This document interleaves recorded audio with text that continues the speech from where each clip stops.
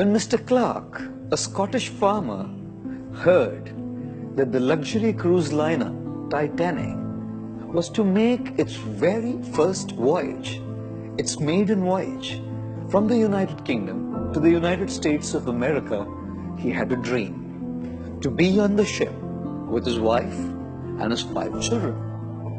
He practically spent most of his life's savings to buy tickets for his entire family, non-refundable tickets. Guess what? Just a week before the Titanic made its way to America, one of Mr. Clark's sons was bitten by a dog. The doctor recommended that the boy be quarantined for his own safety and for the safety of others around him. Mrs. Clark suggested that he and the other children actually make their way on the trip. But Mr. Clark's conscience did not allow him to leave his wife and his ill son behind.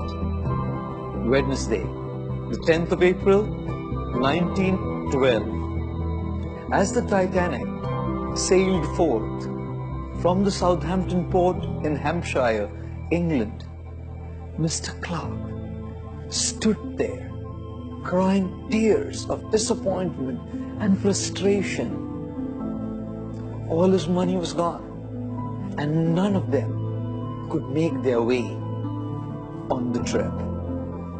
Just 5 days later, on Monday, the 15th of April, when Mr. Clark heard news that the Titanic had sunk, having collided with an iceberg, he started looking for the dog. कुत्ता किधर है? कुत्ते को माला पहनाना पड़ेगा, तो पूजा करनी पड़ेगी, प्रणाम करना पड़ेगा. अगर बेटे को कुत्ता नहीं काटता, तो हम सब कट जाते. Ladies and gentlemen, isn't it amazing how many plans we make? And isn't it a reality? Not everything goes according to our plans. Even in the game of chess, we may come completely prepared with our strategy to win the game. We may even make our moves thinking that everything will go according to what we had decided and planned. The reality, however, is once we have made our move, we have no control over the moves that the opponent will make. We have no idea that the opponent has also made his or her plan. Whether it's the game of chess or the game of life, not everything goes according to what we had envisioned in our lives.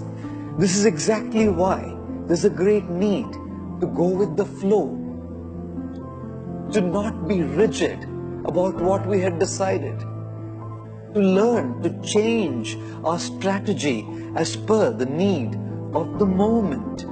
Ladies and gentlemen, adjust your plans, adapt to the challenges that life throws at you, adopt new strategies to match those of your opponent.